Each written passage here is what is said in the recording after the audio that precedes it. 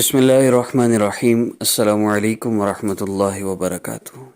امید کرتا ہوں آپ سب خیریت سے ہوں گے۔ میں ہوں کاشف محمود اور آپ دیکھ رہے ہیں میرے یوٹیوب چینل کو۔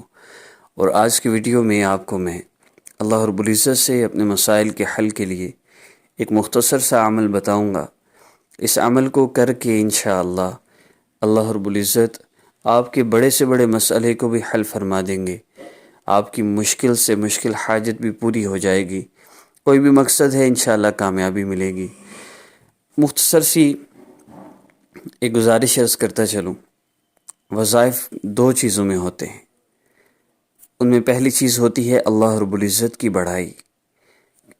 اگر تو آپ وظائف اس ترتیب پہ کرنا چاہتے ہیں جس ترتیب پر آقا پاک صلی اللہ علیہ وآلہ وسلم نے ہمیں بتلایا ہے، اللہ سے ایسے مانگو، اگر تو اس ترتیب پہ عمل کرنا ہے تو اسلامی خبر آسام وظیفہ آفیشیل سے بہتر آپ کو کہیں وظائف نہیں ملیں گے۔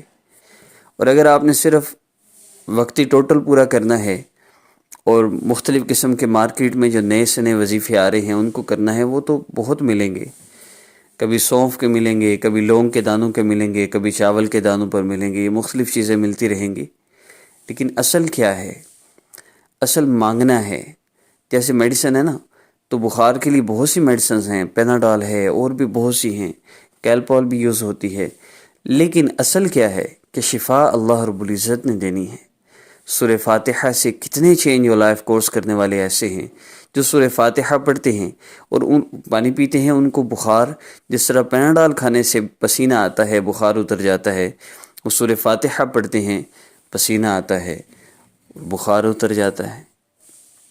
ڈیپینڈ کرتا ہے ہم کیسے اللہ سے مانگتے ہیں، ہمارا اللہ رب العزت کے ساتھ تعلق کیسا ہے، ہمارا اللہ سے گمان کیسا ہے۔ بندہ جیسا گمان رکھتا ہے، اللہ پاک پیناڈول کے پابند نہیں، اللہ رب العزت اس کے بغیر بھی شفا دے سکتے ہیں۔ اللہ پاک سورج کی پابند نہیں، اللہ سورج کے بغیر بھی روشنی دے سکتے ہیں۔ اللہ پانی کی پابند نہیں، اللہ پانی کے بغیر بھی پیاس بجھا سکتے ہیں۔ اللہ کھانے کے پابند نہیں، اللہ پاک کھانے کے بغیر بھی بھوک مٹا سکتے ہیں۔ سورہ یاسین، جو بھوکا ہو پیاسا ہو، بھوک اور پیاس کی حالت میں سورہ یاسین پڑھے گا، اللہ پاک اس کو سیر فرما دیں گے، اس کی پانی اور کھانے کی حاجت کو پورا فرما دیں گے۔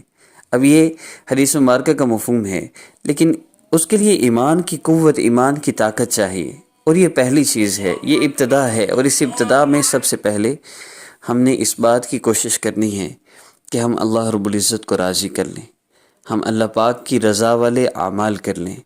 یہ جو پہلے 2 سے 4 منٹ اللہ رب العزت کی عظمت اور بڑائی بیان ہوتی ہے، یہ آقا پاک صلی اللہ علیہ وسلم کی حدیث مبارکہ پر عمل کرتے ہوئے وظیفہ کا ایک جزو ہے۔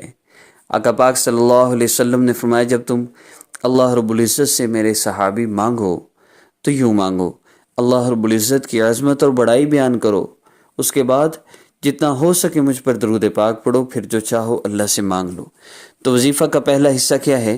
اللہ رب العزت کی عظمت اور بڑائی، اس کو سننا ہے۔ بولیے یا سنیے، آپ پہ ڈیپینڈ کرتا ہے۔ تو اللہ رب العزت کی عظمت اور بڑائی جب دل میں ہوگی، پھر اللہ رب العزت سے مانگتے ہوئے یقین ہوگا میرے اللہ میرا مسئلہ ضرور حل فرمائیں گے۔ اور پھر اللہ رب العزت مسئلہ حل فرماتے ہیں بندے کے گمان کے مطابق۔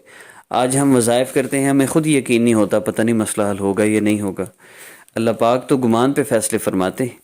دیکھیے وہ ذات، جس ذات نے زمین و آسمان کو بنایا، چاند سورج ستاروں کو بنایا، آسمان کو بغیر ستون کے کھڑا کیا، اور جب سے آسمان بنا ہے تب سے آج تک اس میں کوئی دراڑ نہیں ہے، اس کا رنگ نہیں بدلا۔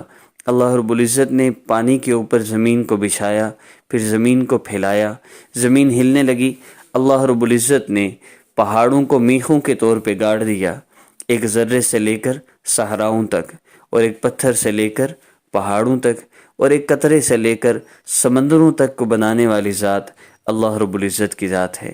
اللہ رب العزت کے حکم کے بغیر ایک پتہ بھی درخت سے نہیں گر سکتا، ایک قطرہ بھی اپنی جگہ سے حرکت نہیں کر سکتا۔ ریت کا ایک ذرہ ہوا سے دائیں سے بائیں ہوتا ہے تو اللہ کے حکم سے ہوتا ہے۔ پانی میں مچھلیاں تیرتی ہیں، اللہ رب العزت کے امر سے پانی کا ٹھہرنا ہے، پانی کا چلنا ہے، ہر چیز اللہ پاک کے قبضہ قدرت میں ہے۔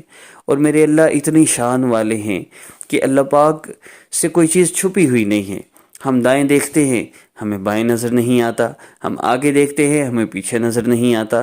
اللہ رب العزت ہر وقت ہر جگہ دیکھتے ہیں، اللہ رب العزت ہر وقت سب کی سنتے ہیں۔ ہم میرے ساتھ ایک اور بندہ وظیفہ بتانا شروع کر دے، آپ کو سمجھ ہی نہ آئے بات کیا ہو رہی ہے۔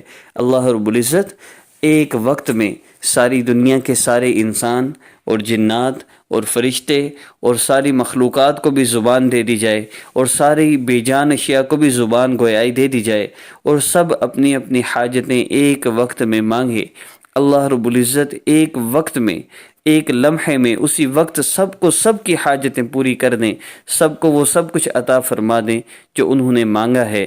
اور ولا ابالی، اللہ رب العزت فرماتے ہیں مجھے کوئی پرواہ ہی نہیں، یہ چیزیں میرے لیے کیا حیثیت رکھتی۔ اور ایک بات میں اس موضوع پہ میں یہ کرتا چلوں کہ بہت سے لوگ اللہ رب العزت کی ذات کے بارے میں سوچنا شروع کر دیتے ہیں، اللہ کیسے ہیں، کیسے دکھتے ہوں گے۔ ہمیں شریعت نے اس سے منع کیا ہے۔ اللہ رب العزت کی ذات کے بارے میں ہمیں غور کرنے سے، کوسچن ذہن ملانے سے ہمیں منع کیا گیا ہے۔ وراء الورا ذات ہے، ہمیں اللہ رب العزت کی صفات پہ غور کرنے کا حکم دیا گیا ہے۔ اس لیے اللہ پاک کی صفات پہ غور کیجئے، اللہ رب العزت کی صفات پر غور کرنا ہے۔ اللہ رب العزت کی یہ جو عظمت اور بڑائی آپ نے سنی ہے، یہ وظیفہ کا پہلا حصہ ہے۔ دوسرا حصہ کیا ہے؟ آپ نے درود پاک پڑھنا ہے۔ نبی علیہ الصلوۃ والسلام کی تعلیمات کے مطابق وظائف کریں گے تو مسئلے جلدی حل ہوں گے۔ درود پاک پڑھیے، اور جتنا چاہے پڑھیے، کم از کم 3 دفعہ ہے۔ درود پاک پڑھ لیا، اب اس کے بعد آپ نے دعا کر لینی ہے۔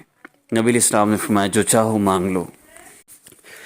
جب آپ درود پاک پڑھ لیں گے تو حدیث مبارکہ کا مفہوم عرض کر رہا ہوں۔ نبی علیہ السلام میں اللہ رب العزت کی عظمت اور بڑائی بیان کرو، اس کے بعد جتنا ہو سکے مجھ پر درود پاک پڑھو، پھر جو چاہو اللہ سے مانگ لو۔ اب اللہ رب العزت سے مانگ لیجئے۔ جب نبی علیہ السلام فرما رہے ہیں مانگ لو، تو مانگنے پر اللہ رب العزت عطا نہ فرمائے، ایسا نہیں ہو سکتا۔ اصل یہ ہے کہ ہمارا اللہ رب العزت سے تعلق کیسا ہے۔ جن کو یہ پہلے 4-5 منٹ کی تقریر لگی، اور جن کو اللہ رب العزت کی یہ بڑائی سننا مشکل لگا، اور جو وظیفے کے پیچھے دوڑتے رہے، وظیفہ کب بتائے گا، یہ وقت کیوں ضائع کر رہا ہے، ان لوگوں کا اللہ رب العزت سے تعلق نہیں ہے۔ اللہ رب العزت کی ناراضگی والے اعمال، دیکھیے فضائل ذکر میں لکھا ہے اللہ رب العزت سے جو وحشت ہو جاتی ہے، یہ بندے کو مسجد گھسیٹ کے بھی لاؤ تو وضو خانے سے ہی واپس چلا جاتا ہے، یہ جو اللہ سے وحشت ہے یہ اللہ رب العزت سے دوری کی وجہ سے، یہ جو اللہ کی بات نہیں سن پا رہا، کیوں؟ اس کا اللہ رب العزت سے وہ تعلق نہیں جو ہونا چاہیے۔ ہر مسلمان کا تعلق تو ہے، لیکن تعلق میں شدت نہیں ہے، شدت چاہیے۔ نہانے والے پانی سے چائے نہیں بن سکتی، اسی طرح اس ایمان سے، اللہ رب العزت کے اتنے تعلق سے ہمارے اعمال نہیں ہو سکتے، ہماری دنیا آخرت نہیں بن سکتی۔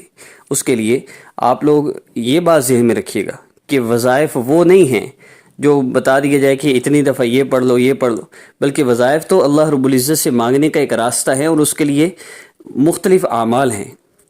2 رکعت نفل حاجت کی نیت سے پڑھ کر آپ نے یہ عمل کرنا ہے، اللہ رب العزت کی عظمت اور بڑائی کو سننا ہے، اس کے بعد آپ نے درود پاک پڑھ کے اللہ رب العزت سے دعا کر لینی ہے۔ پھر دیکھیے کیسی اللہ رب العزت رحمتیں برکتیں عطا فرماتے ہیں۔ اپنی والدہ کا نام کسی کو نہ دیں، تصویر نہ دیں جو آپ سے کہتا ہے آپ پر جادو ہے، نظر بد بندی، شاید سے لوگوں کو ہرگز پیسے نہ دیجیے گا۔ جو لوگ وظائف کر کر کے تھک گئے، مسئلہ حل نہیں ہو رہا، وہ چینج یور لائف کورس کریں، وہ مسائل کے حل کا بہترین راستہ ہے ان لوگوں کے لیے جن کے مسئلے وظائف سے حل نہیں ہو رہے۔ نیکسٹ ویڈیو ملاقات ہوگی۔ عمل کی اجازت کے لیے سبسکرائب کر لیجئے اگر آپ کو کرنا آتا ہے، نہیں کرنا آتا تو کوئی بات نہیں، ویسے بھی کر سکتے ہیں۔ السلام علیکم ورحمۃ اللہ۔